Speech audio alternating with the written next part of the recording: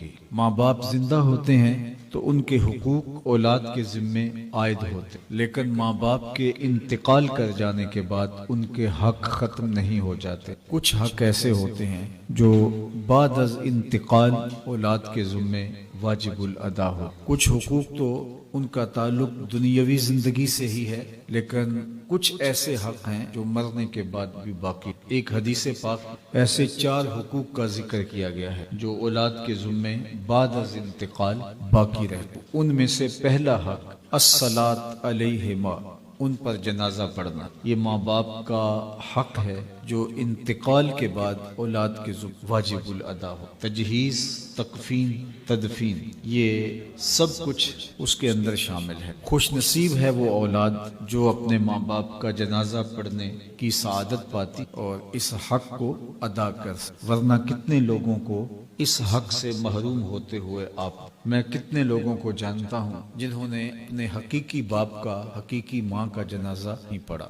آپ کے خیال میں ہوگا کہ یہ وہ لوگ ہیں جو کسی مجبوری کی وجہ سے بیرون ملک ہوں گے اور آ نہیں سکتے۔ نہیں، میں ان کی بات نہیں کر رہا، میں ان کی بات کر رہا ہوں جو موجود تھے، قبرستان تک گئے بھی ہیں، لیکن اپنے باپ کا انہوں نے جنازہ نہیں پڑھا، کھڑے رہے، اپنی ماں کا جنازہ نہیں کھڑے رہے۔ آپ کو حیرت کا جھٹکا لگ رہا ہو کہ کوئی ایسا بد نصیب شخص جو اپنی ماں کا جنازہ نہ پڑھے اور قبرستان میں موجود ہو، اپنے باپ کا جنازہ نہ پڑھے اور قبرستان میں موجود ہو۔ جی صاحب، یہ وہ لوگ ہیں جنہیں جنازہ آتا نہیں ہوتا اور ساری زندگی لوگوں کے جنازوں میں رسمن جا کے کھڑے ہوتے ہیں، اور جب اپنے ماں باپ انتقال کر جاتے ہیں تو وہاں بھی رسم ادا کر رہے ہوتے ہیں، دکھلاوا کر رہے ہوتے ہیں۔ جنازہ نہ آنے کی وجہ سے ہاتھ باندھ کے کھڑے ہوتے ہیں، لیکن ایک حرف اور ایک لفظ بھی نہیں۔ اور کتنا بد نصیب ہے وہ بیٹا جو مرنے کے بعد بھی اپنی ماں سے دھوکہ کر رہا ہے، اپنے باپ سے فراڈ کر۔ یہ حق تھا اولاد کے ذمے جو عائد ہوتا تھا۔ خوش نصیب اولاد اپنے ماں باپ کا یہ حق اچھے طرح سے ادا کر پاتی ہے، لیکن بد نصیب اولاد اپنے ماں باپ کا یہ پہلا اور بنیادی حق بھی ادا نہیں کر پاتی۔ اس سے بڑی بد نصیبی اور دوسرا حق ماں باپ کا اولاد کے ذمے یہ ہے الدعاء علیہما، استغفار لہما، ان کے لیے استغفار کر، ان کے لیے بخشش کی دعائیں۔ جس طرح ماں باپ کی دعائیں اولاد کے حق میں قبول ہیں، اسی طرح اولاد کی دعائیں بھی ماں باپ کے حق میں قبول۔ جو اولاد خلوص کے ساتھ اپنے ماں باپ کے لیے ہاتھ اٹھا کے دعا مانگتی ہے، اللہ ان دعاؤں کو رد نہیں، وہ تو کریم ہے، بندوں کے اٹھے ہوئے ہاتھ خالی۔ ان ربکم حیی کریم یستحیی من عبدہ اذا رفع یدیہ الیہ ان یردہما صفرا۔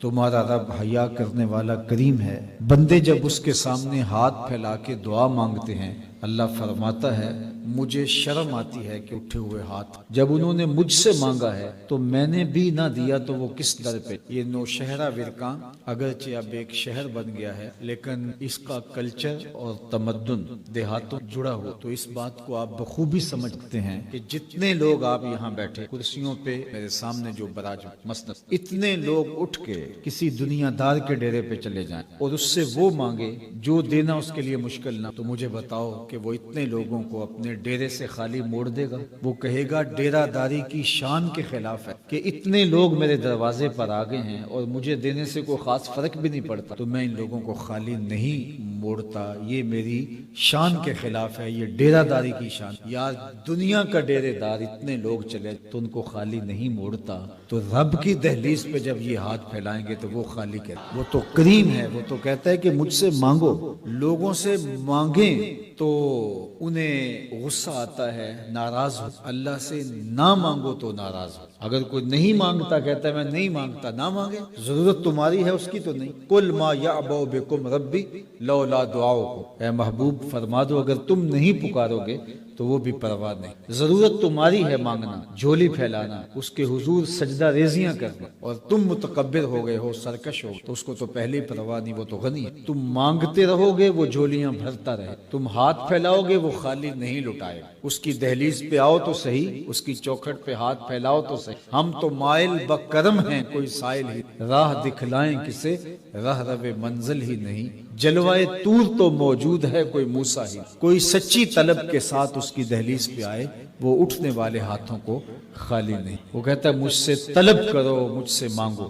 دنیا داروں سے مانگنا ہو تو وقت دیکھنا پڑتا ہے. یہ تو صبح کا وقت ہے، صاحب سوئے ہوں گے، اچانک جا کے اٹھایا تو طبیعت میں غصہ ہو، لہٰذا ابھی نہیں، بعد از دوپہر جائے. دنیا داروں سے مانگنا ہو تو وقت دیکھنا. رات گئے نہیں جاتے کہ اب تو سو رہے ہوں گے، لیکن وہ اتنا کریم ہے، اس کو جب بھی اس سے مانگو، نیند تو کیا، لا تاخذہ سنۃ ولا نوم، اس کو اونگ بھی نہیں آتی.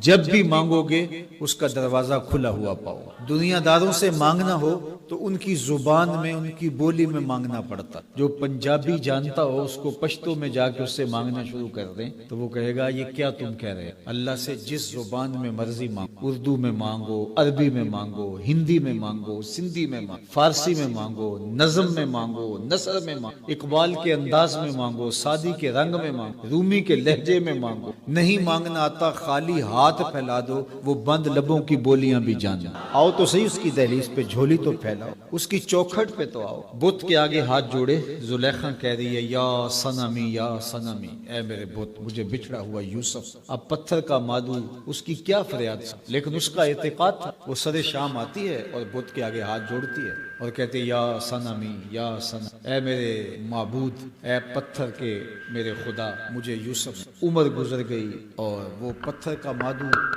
کیا اس کی فریاد سنتا، اس کی آرزو کیسے پوری ہوئی. لیکن اس کا اعتقاد تھا. وہ روزانہ سر شام کھڑی ہو جاتی اور سحری تک مانگتی. ایک دن رات کا پچھلا